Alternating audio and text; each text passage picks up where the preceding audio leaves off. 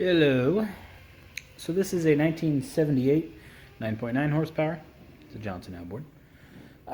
The plan is to see if the powerhead is okay, and if so, remove it and use it on my failed 9.9 project I was working on. Now, I've been asked frequently, do you have a video showing the powerhead removal of a 9.9? The answer to that is yes, I do, but it's part of the extension kit removing video. So the title is a little off. Yeah, it's in there, but not easy to search and find. So this video is basically going to be a how to remove the powerhead, but I'm doing it for a good reason.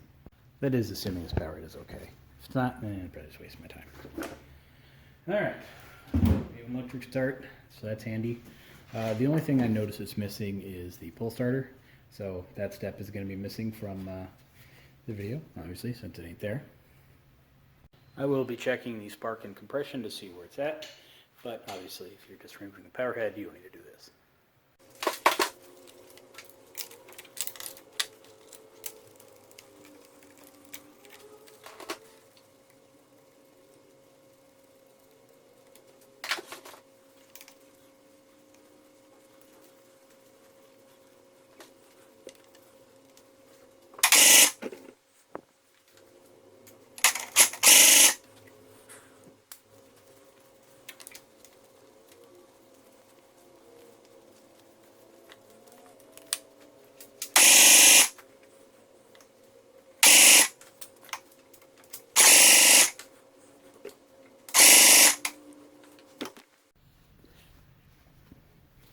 So the compression, it's a little lower than I would have liked, but we're still going to take it off. Alright, first thing I'd like to do is pull the carburetor silencer box cover thingy off. Also part of that is getting the idle adjust knob off. For that you just give it a little pry.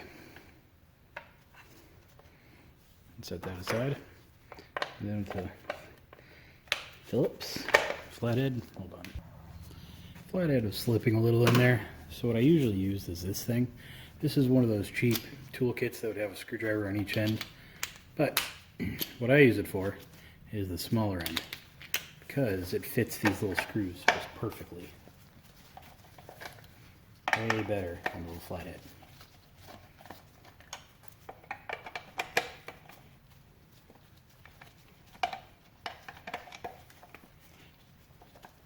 This is one of those cheap tools you get in the toolkit that everybody's got that you never use, but yeah, it works great on those.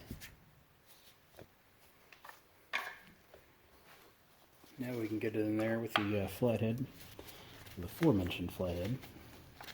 Pull off these two screws below the carburetor.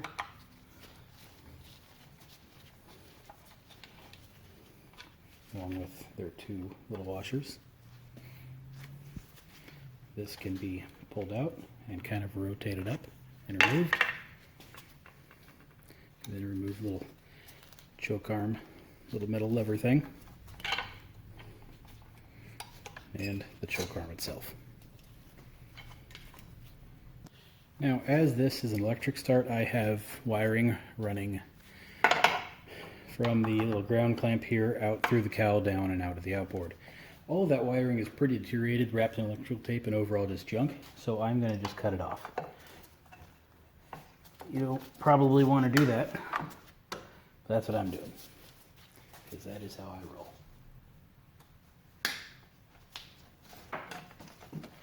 Besides, not all this stuff is supposed to even be in there. No, that's good enough for now. I'm over here with the diagonal wire cutters. Going to remove the zip tie that holds the fuel line on, and then cut the fuel line off. Now you could argue, well, why am I going to cut the fuel line off? Well, if you need to take the power head off, your fuel lines are probably old too, and you need to change them. So, save yourself effort, cut them off.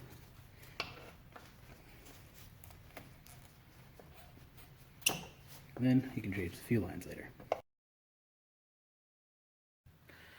Now, because I have an electric start, I have a regulator in the way. The problem with this one, most of these you're going to see, the carburetor fuel line won't be right there. It'll actually be coming out up here. Sometimes, most of the time, I think. Fortunately, I don't have that lucky little placement. So what I did was I just cut the bottom fuel line. Now I'm going to take the fuel pump off. Again, you shouldn't have to do this, but every now and then you will.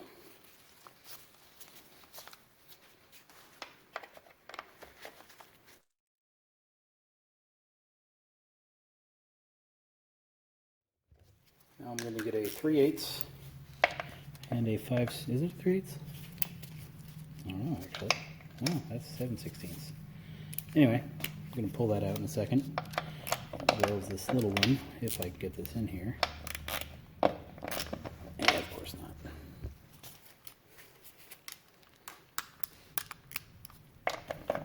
Yeah.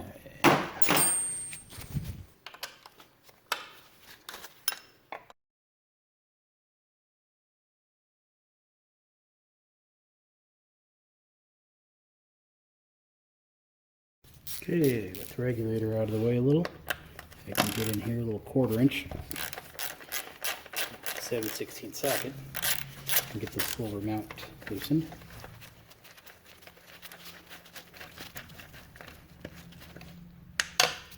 Sometimes you'll have a nut up here on newer engines.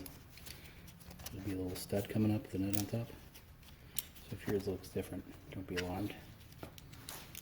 Alright. We have another one back inside of here that's got to go. This has had some custom wiring locations done to it. Usually this plug will be up here, thus not in your way. But all the motors, there's always something new.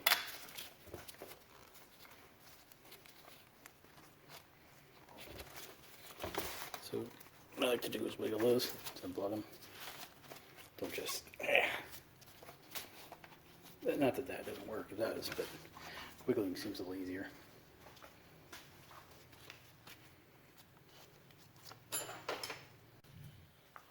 Now we'll get here with a wrench, get this mount off.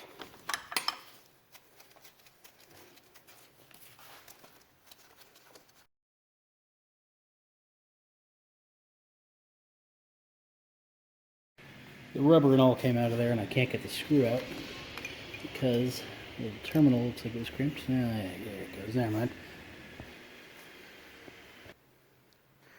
Now again, you should have had a pull starter here. This one doesn't have it, but if it did, you just pull the bolt off from the top, remove the string that runs to the front, and remove the whole starter assembly. But this is another mount. I'd have to pull the starter off to get to the mount most of the time. Usually. Alright, let's pull that out of there. Now, you could go in here, pull these two bolts out, screws out, whatever, and this cotter pin, and remove the throttle arm right here.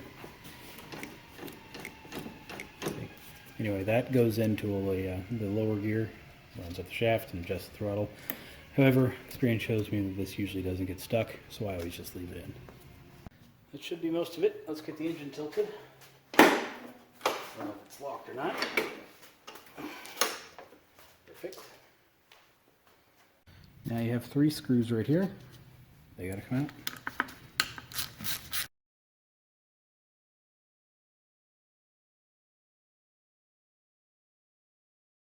Alright, screws are mostly out. A couple of things here. If you're doing this, you might want to pick up some parts bags, put them in, and a Sharpie, just kind of label what they are.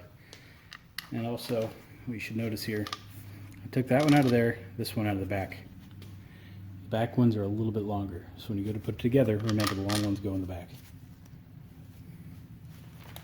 Trap those into your parts bag, and we repeat for the other side.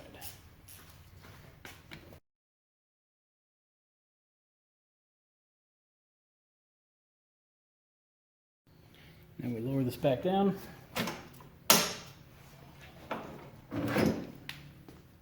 Okay, here on the exhaust housing, go up a little bit, and right there, this piece of rubber. If we bend that little rubber back, hopefully without breaking it,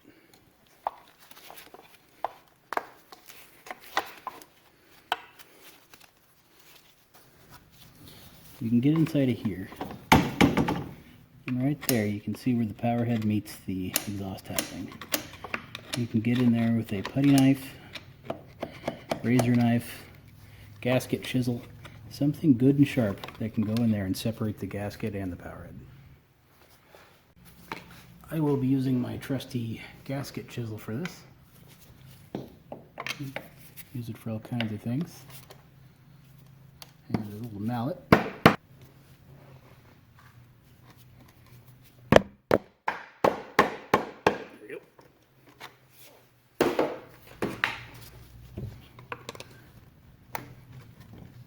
And our gasket is broken loose.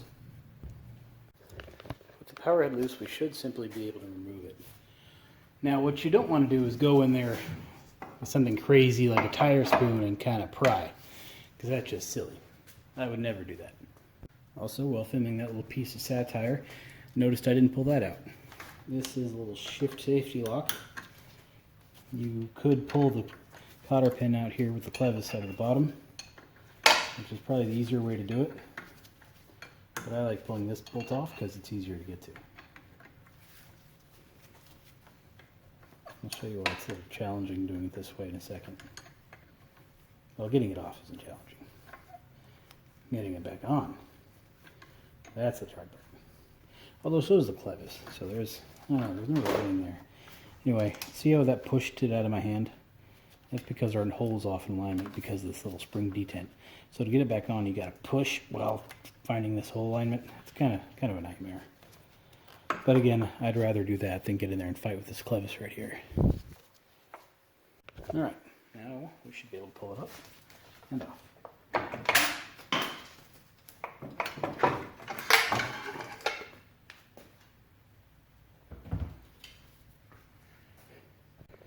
As you can see here, using the gasket or the gasket chisel approach, there's very little damage, if at all.